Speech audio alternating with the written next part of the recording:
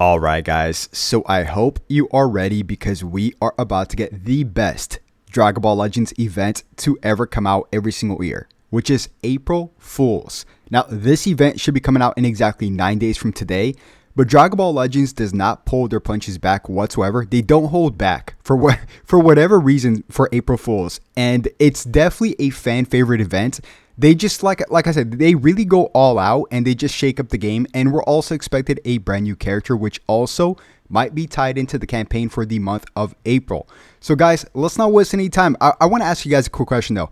Who would you guys like to see for this year's April Fools? I want to kind of just go over the last April Fools as well, or all of the April Fools. We've had 6 in total so far. So this is going to be the 7th one. And like I said, they really haven't disappointed in any of the 6. For example, right? So when April Fools first started, they on the first year, they released this Nappa Everyday Login bonus where you get this Nappa ticket with the mustache. And it's just called Nappa Everyday. And then you can summon on all of just Nappas. it's just hilarious, bro. Like who thought of this? Like this is just funny, right? But it keeps on getting better. You know, after that, I think we ended up getting this right here, which was one that really disappointed me because I was hoping this was real, man. It's basically Piccolo's driving test, right? Where he tries to get his license alongside with Goku. So they made us believe we're gonna get some kind of Mario Kart-esque Dragon Ball Legends event. As you guys can see here, you can race, you can even customize your car. Bro, you know how much money Dragon Ball Legends would make if we could just get something like this?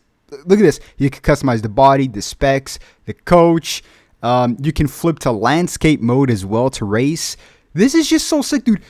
Dude, honestly, and I'm not just saying this, I think they could potentially make more money with this as a side event, like where you can maybe purchase some specs for your car through microtransactions. And by the way, I'm not a fan of microtransactions. I'm just saying that they could legitimately make some money if they do this, as opposed to like, let's just say, I don't know, I'm just going to toss up a random banner here. Instant transmission Goku banner, right? Like they could make more money off of this. And by the way, we are going to be having the biggest update in Dragon Ball Legends history here in just, 2 months? So who knows? Maybe this might come into fruition. Maybe landscape mode. Who knows, right? This is just all speculation. But this one really pissed me off because this was in the early stages and they really make us believe that like this might be a possibility. They show us that this is a possibility, right? And then they just kind of, the next day, sorry, the event got canceled. I'm like, break, man.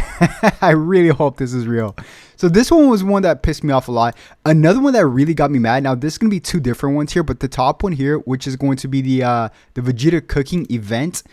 So this one I think would be a great idea. By the way, we got outfits for Shallot for this. We got a few PvP messages, so we could be getting some of this as well, like this apron outfit for Charlotte. I think it's pretty cool. Anything simple for free, I think is pretty cool. But what's cool about this though, guys, is the fact that they made us believe that you can cook. Now, I think this can actually be implemented into the game, kind of like DBZ Kakarot, how you can make foods on the side, you can collect stuff, and then you can maybe make your character stronger in battle for that one match.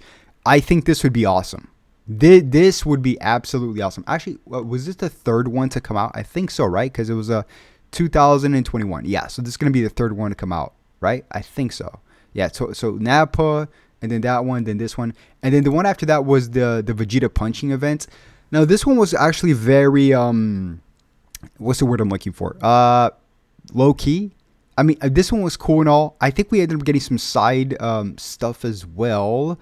But I mean, PvP messages and stuff like that. But yeah, this one's just funny, right? Nothing too crazy. But this next one here, the next 2, I'm sorry, not this one. The next 2 that we got was these 2. Now, these are the ones they really shook up the game, gave us free characters, which is basically once Dragon Ball Legends decided that every single 1st of the month, we're going to get a free-to-play character, right? Which also hints the next character for Dragon Ball Legends. For example, last year we got this Farmer with the Shotgun, which was great, had its own storyline. They changed the title screen. We got a free-to-play Raditz, which was actually not that bad whatsoever. But that free-to-play Raditz also hinted towards the LF, Nappa, and Vegeta revival, right? These 2 right here, which was really good when they first came out. So it was a hint, and I think we ended up getting a Whis as well. I'm not sure. think so. It kind of makes no sense, right? But yeah, and I think we ended up getting an Ultra Golden Frieza just before this or around the same timeline. But my point is, you know, it hinted the character. I think the same with Pui Pui, Dragon Ball Legends Pui Pui, which was a great one as well. So this one, I think we ended up getting Majin. What do we get? Was it the Majin Bros? Comment down below, guys. With this one right here, this month for April for 2023, we ended up getting the Majin Bros, right? I'm assuming we did. But this last one right here, guys, it was great because it was the farm with the shotgun. He was like super OP. Raditz was super scared of him. The story was just hilarious. Hilarious, dude. So yeah, they don't pull their punches back at all. Now, what would you guys like to see for this year? So this year right now, we're currently under a Daima campaign, which does last until the 16th of April. Now, it doesn't mean that we're going to get something Daima related for April Fools, because this April Fools character should be hinting the campaign after Daima for the 17th of April, okay? So right after Daima is what's going to be getting hinted here, I think, right? So, you know, it's kind of tricky. I'm so surprised we haven't gone a Monica, right? Monaca. I'm terrible in pronunciations, but this one in specific here is Beerus, right? In disguise. You guys all know the famous fight where where basically, dude, how have we not gone this? Where basically Goku gets tricked that he's like super OP and stuff like that. Also, another one that we haven't gotten yet is Super Saiyan Hercule. I think this one has a very strong possibility to eventually get into April Fools, right? Eventually. I mean, this is like the pinnacle of April Fools right here, which is Hercule, right? Especially a Super Saiyan Hercule. So I don't know exactly how this would tie into the next campaign. Maybe let's just say this, okay? Maybe the campaign is a Super Saiyan Hercule, kind of like representing the farm with the shotgun, and then we get a Jiren, which is like, I don't know, scared of this this Super Saiyan Hercule, right? And then we get something TOP related for the next campaign being hinted for the month of April, right? Or April leading into May, which then would be, of course, after that campaign would be the anniversary. So yeah, guys, comment down below what you guys like to see. I think that's actually a pretty good idea. Hercule entering the Tournament of Power, or Yamcha entering the Tournament of Power. One of these characters here entering the Tournament of Power. I think that would be pretty cool leading into a TOP campaign, because don't forget, guys, we haven't gotten a TOP campaign, Tournament of Power campaign, since 2023 with Ultra UI Goku's Legends Festival. So yeah, it's been quite a while, and there's still so much untapped potential for TOP. It's not even funny, guys. There's so much stuff. Like, and I still think they're going to bring out an Ultra character right before the anniversary.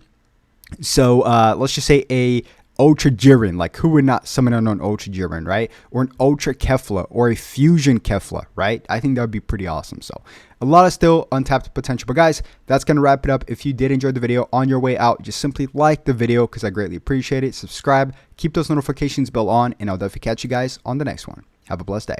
Peace.